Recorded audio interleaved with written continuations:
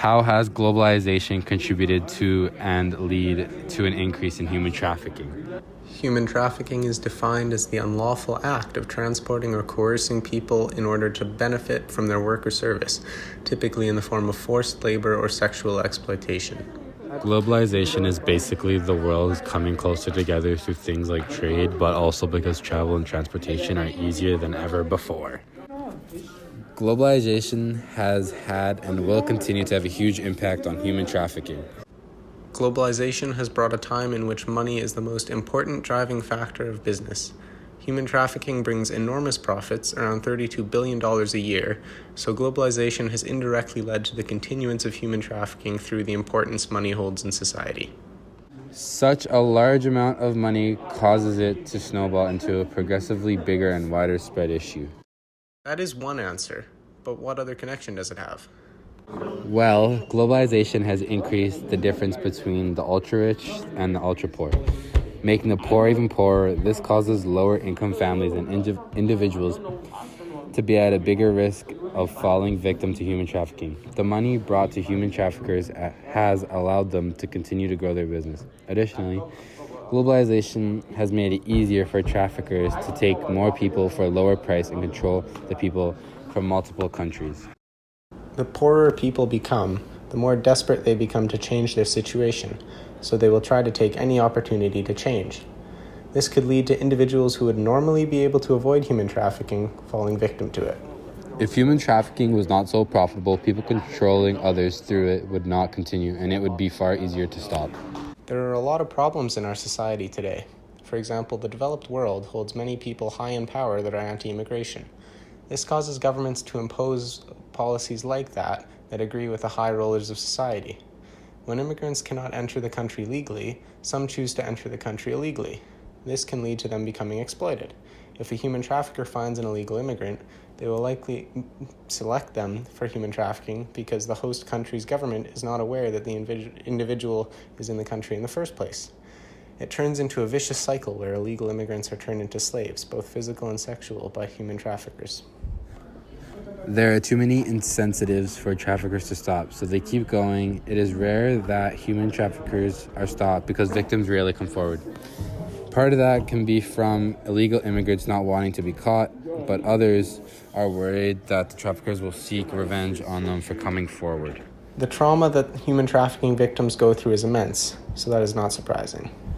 Exactly. Furthermore, globalization has caused governments to crave money, meaning that when a business is making large amounts of money, the local government may choose to turn a partially blind eye to the practices taking place in the business.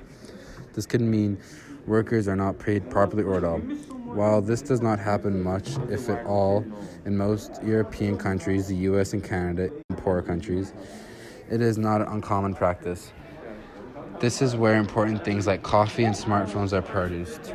So many people in countries with stronger labor laws still use products every day that are the result of human trafficking. As long as it stays like this, no problems will get solved, and people will continue to fall victim every day. The more the world expands and develops through globalization, the harder it will become to detect and stop human trafficking, which is why it must be stopped now. Now let's look at potential cases.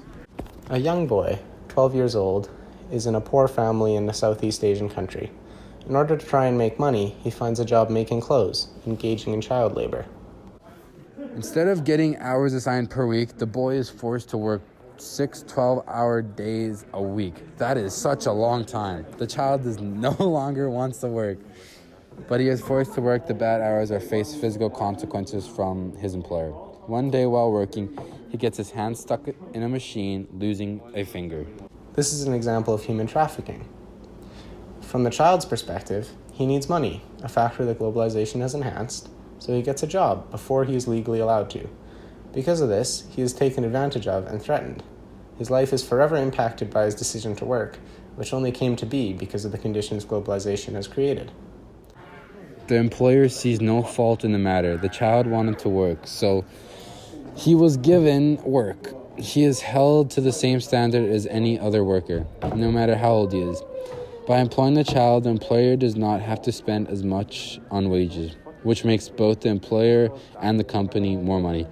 Globalization has created a positive environment for the employer exploiting his workers.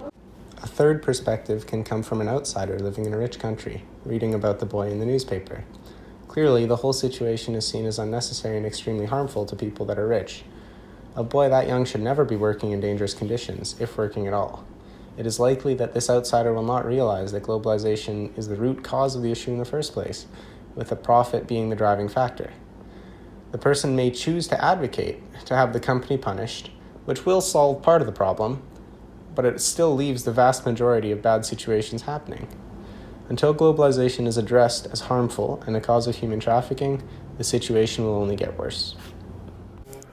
It is clear that globalization is not just strictly positive or negative. While it allows for new products to be built or more money to be made from corporations, it comes off the back of the poor, innocent workers. Human trafficking has destroyed many families and killed others altogether. Globalization has caused human trafficking to increase, both in amount and severity. Money is the most important thing to society in a globalized world, and evil people and companies have found that there is much money to be made through essentially using slaves, either physical or sexual. The world is headed for a crash course with even more human trafficking if nothing is done to stop it from growing. The world must be changed, because without rapid change, too many innocent lives will be lost. Globalization has increased the amount and frequency of human trafficking through four things: money, disparity between rich and poor, having victims come from globalized scenarios, and having a lack of government intervention. In summary, globalization has made money too important, helping human trafficking. It has made the poor poorer, making them more vulnerable. It has changed the paths of people's lives through slave labor and other actions, and has been enhanced by the governments of the world avoiding responsibility. Ethically, the only thing that can be done is to stop globalization from impacting human trafficking. Governments taking responsibility, people hiring and paying their workers properly, and no matter where people are in the world, they are constantly looking out for each other, preventing human trafficking, and creating a world that is peaceful.